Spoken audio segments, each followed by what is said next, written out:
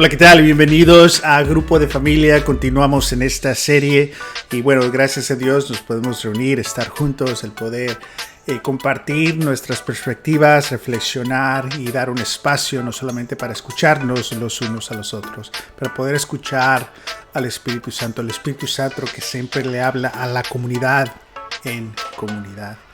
Bueno, esta serie la hemos definido de esta manera.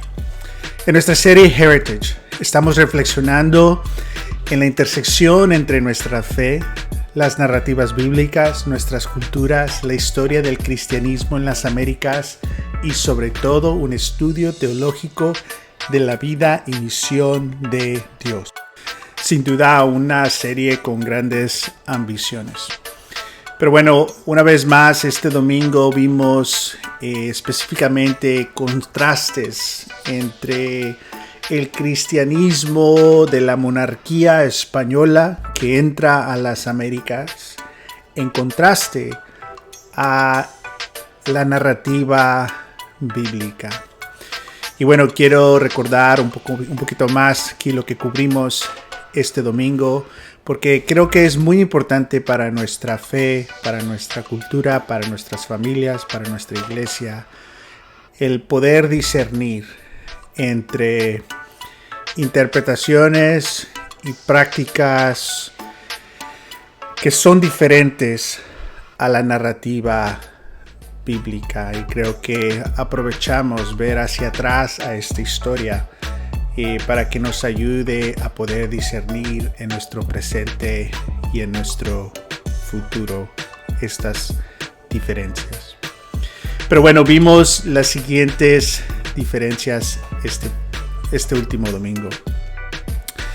Hablamos un poco como el movimiento de las narrativas bíblicas en Lucas y Hechos específicamente son muy diferentes a el movimiento del cristianismo de la monarquía española en las Américas.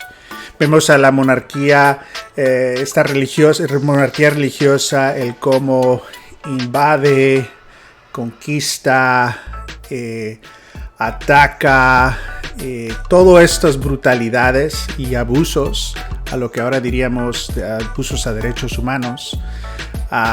Y gran parte de eso lo hacen en el nombre de Dios.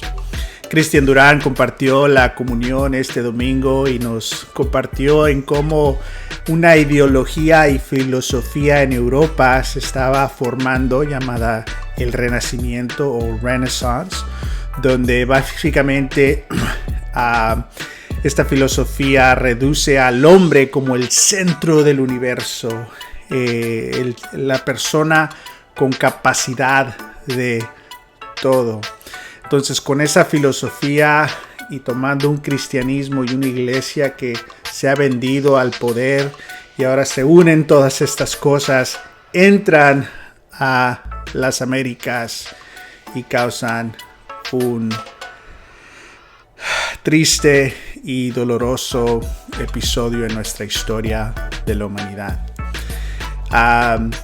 Interesante, ¿no? De que esta filosofía del Renacimiento, donde pone al hombre como el protagonista, y este obviamente es un hombre europeo, no incluía a las mujeres esa filosofía, pero bueno, vemos el daño que puede ocurrir cuando nos hacemos los protagonistas en la fe, nos hacemos los protagonistas en las escrituras. Y aquí como iglesia hemos hablado mucho de esta diferencia entre protagonistas y participantes, que no somos el protagonista de la fe, el protagonista es Dios, es su misión. Nosotros somos fieles participantes. Entonces no vernos como protagonistas, pero como participantes es de gran ayuda en nuestro desarrollo y nuestra madurez de fe. Pero bueno, vemos este contraste, cómo se mueve la filosofía, la visión humana que tiene la monarquía española, al contraste de cómo se mueve la iglesia en Lucas y Hechos. En Lucas y Hechos, Él es el Espíritu Santo el que guía a Jesús en Lucas, y Él es el Espíritu Santo el que guía a la iglesia en Hechos. Aquí en nuestro canal, hace un año hicimos una clase, entonces la pueden buscar, sobre el Espíritu Santo en Lucas y Hechos. Pero bueno, vemos este contraste. Se mueve con poder, con violencia, controlando, abusando. Y en Lucas, Jesús se mueve vulnerablemente, siempre amenazado. La iglesia se mueve vulnerablemente, nunca conquistando con violencia, siempre tratando de enseñar, siempre tratando de servir. Constantemente son ellos perseguidos, no porque hacen actividad criminal o violenta, no, al contrario. Muchas veces son perseguidos porque ayudan al prójimo. Entonces vemos este contraste de estas narrativas. También hablamos cómo esta monarquía religiosa entra con una visión disturbada de la humanidad. Compartí esta foto donde aquí entran los afroamericanos, los africanos que fueron esclavizados por un pasillo. Y por otro pasillo entran los europeos, y eso lo hacían intencionalmente porque solo los humanos podían caminar por ese pasillo y los no humanos caminaban por el otro lado. Entonces ahí también nos dice mucho cómo inicia el cristianismo en las Américas y el tipo de visión de la humanidad que tenían. De nuevo, al contraste, en Lucas y Hechos, en Génesis, como hemos visto, Dios se asocia con la humanidad para reconciliar todas las cosas.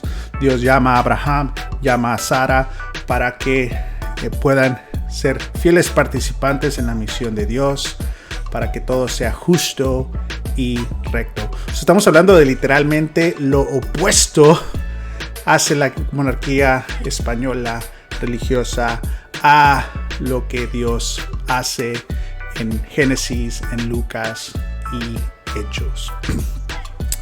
Otra cosa que hablamos, fue cómo se trataba a la mujer en ya años después de estas conquistas. Lo que ahora es México, primero fue llamado Nueva España. Entonces las mujeres son tratadas como personas de segunda clase. Y vemos esta persona, Sor Juana de la Cruz, que alguien escribió lo siguiente sobre ella. Sor Juana Inés de la Cruz desafió a la iglesia al ser más auténtica con la misión de Jesús de incluir a todas las personas, cristianos, paganos, no paganos, indígenas, mestizos y negros. Para ella, cada uno de ellos tenía un lugar en la historia de la salvación cristiana a lo largo de su vida. Sirvió de puente entre diferentes culturas y visiones del mundo. Y bueno, hablamos detalladamente los choques, tensiones y retos que hubo entre Sor Juana de la Cruz y líderes varones en la iglesia. Y gran parte del conflicto no necesariamente era por lo que decía Sor Juana de la Cruz, pero por quién era. ¿Y quién era? Era una mujer. De nuevo, vimos este contraste al Evangelio de Lucas, cómo afirma intencionalmente y consistentemente a las mujeres de principio a fin del Evangelio. Y todo eso continúa también en Hechos, pero eso no lo cubrimos. Y todo esto es súpermente importante de nuevo. ¿Por qué? Porque vemos el contraste de no solamente la visión humana, pero la visión a la mujer que tiene la monarquía religiosa y la visión a la mujer que tiene Dios. Entonces continuamos viendo estos contrastes. Hablamos también de cómo en una de las visitas que pude tener a esta isla, primera llamada española y ahora es Haití, y a la República Dominicana, como al centro de la ciudad está una estatua dedicada a Colón, pero a las afueras de la ciudad, en un parque chiquito, está una estatua a Bartolomé de las Casas, y hablamos de estos valores sociales que todavía existen en nuestra ciudad, en nuestras familias, quizás en nuestra fe, ¿no? Entonces Todo esto nos lleva a tener varias preguntas, pero antes quiero leer de nuevo Lucas capítulo 4, versículo 14, que fue la escritura de enfoque para nosotros. Dice que Jesús regresó a Galilea en el poder del Espíritu y se extendió su fama por toda aquella región. Enseñaba a las sinagogas y todos lo admiraban. Fue a Nazaret donde se había criado y un sábado entró a la sinagoga como era su costumbre. Se levantó para hacer la lectura y le entregaron el libro del profeta Isaías. Al desenrollarlo encontró el lugar donde estaba escrito: El Espíritu del Señor está sobre mí por cuanto me ha ungido para anunciar buenas noticias a los pobres. Me ha enviado a proclamar libertad a los cautivos y dar vista a los ciegos, a poner en libertad a los oprimidos, a pregonar el año del favor del Señor. Nos brincamos aquí un poco. Jesús continuó: seguramente ustedes me van a citar el proverbio: médico, cúrate a ti mismo, haz aquí en tu tierra lo que hemos oído que hiciste en Capernaum. Pues bien, les aseguro que a ningún profeta lo aceptan en su propia tierra. Jesús inicia aquí este diálogo, el cómo la gente local tenía rivalidad con otras ciudades, con otra gente, con otras culturas. Tenían muchas similitudes en sus culturas, pero eran diferentes. Entonces esta gente se ofende. Y Jesús no se defiende, no lo justifica. Al contrario, les revela algo de las Escrituras que lo reta. Y dice: no cabe duda que en el tiempo de Elías, cuando el cielo se cerró por 3 años y medio, de manera que hubo una gran hambre en toda la tierra, muchas viudas vivían en Israel. Sin embargo, Elías no fue enviado a ninguna de ellas, sino que fue a una viuda en Sarepta, en los alrededores de Sidón. Al mismo tiempo había en Israel muchos con enfermedades de la piel en tiempos del profeta Eliseo. Pero ninguno de ellos fue sanado, sino Naamán, el sirio. De nuevo, aquí hay muchas similitudes con este contraste de la narrativa bíblica y de la monarquía. Elías y Eliseo viven en un contexto donde hay corrupción en el liderazgo del pueblo de Dios. Hay desobediencia, hay opresión y hay brutalidad. Y lo que Jesús menciona es que estos hombres no ayudaron a gente de su propia raza, podemos decir, pero que Dios los envió a Elías y a Eliseo a ayudar a personas extranjeras al pueblo de Israel.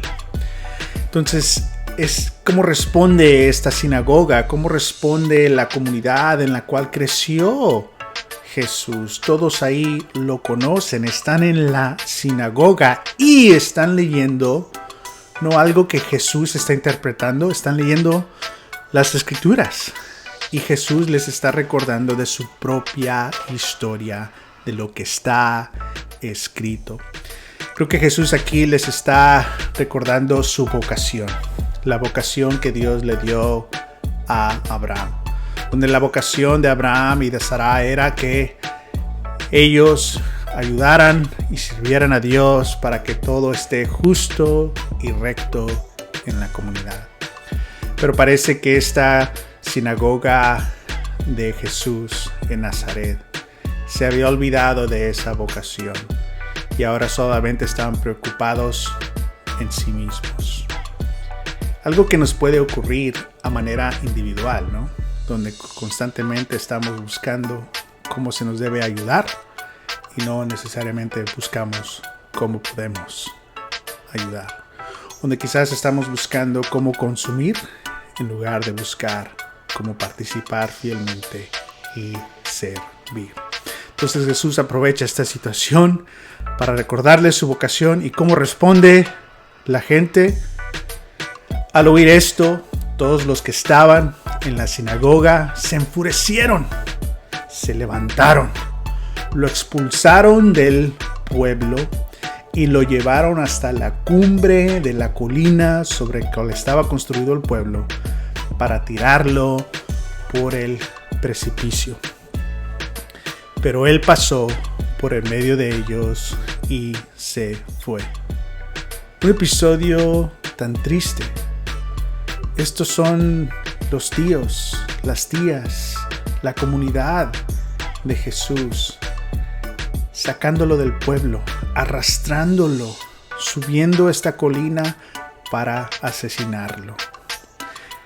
No lo hacen, pero dicen mucho de su corazón, que este pueblo se ha olvidado de la vocación que les ha dado Dios y se han perdido en prejuicios, quizás en clasismo, quizás en racismo.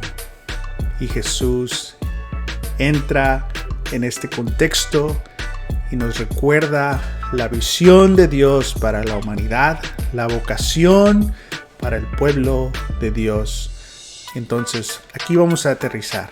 Entonces, de esto hablamos el domingo, estos contrastes y también estas tensiones que existen en las Escrituras. Entonces, aquí están estas preguntas para reflexión. Número 1. En esta serie, ¿cuáles son los contrastes entre la religión de la monarquía española y la narrativa bíblica? ¿Cómo son diferentes en su visión de la humanidad? También comparte cómo son diferentes en sus prácticas y por qué es importante discernir la diferencia. Número 2. La visión de humanidad de la monarquía española era que el hombre varón europeo era el centro de capacidad y con esa filosofía interpretaron la Biblia e invadieron a los pueblos nativos. Todo eso en el nombre de Dios. Considera y comparte cómo actualmente el cristianismo puede tener la misma filosofía, es decir, centrada en el hombre, y cuáles son sus consecuencias. Número 3. En Génesis, Lucas, Hechos y en las definiciones de Shalom, que justo y recto que hemos compartido, vemos consistentemente la dignidad que Dios le extiende a toda la humanidad. Sin embargo, a Jesús en Lucas 4, la gente de su pueblo de Nazaret lo quieren matar porque resaltó cuando Dios mandó a Elías y a Eliseo a ayudar a los extranjeros. Aquí está la pregunta. ¿Por qué se indignaron tanto cuando Jesús menciona la ayuda a los extranjeros? ¿Por qué Jesús les menciona esa parte de la historia? ¿Y cómo aún vemos esos prejuicios en nuestras familias y sociedad? Número 4. ¿Cómo podemos participar fielmente en la visión de Dios de Shalom como iglesia? Número 5. Nombra y describe todo lo que ocurre los domingos. ¿Qué hacemos y qué decimos en nuestro servicio, que es parte de Shalom? También describe y nombra cómo estas cosas que hacemos y decimos nos forma a ser Dios centrados y a participar en la afirmación y dignidad de todas las personas. Entonces esta última pregunta es simple. Simplemente, ¿qué hacemos los domingos? Desde el estacionamiento hasta el final. ¿Qué es lo que hacemos? Nombra y describe y cómo esas cosas quizás pueden ser parte de nuestra formación y participación en Shalom. Primero Dios y nos vemos este domingo. Disfruten su tiempo de reflexión.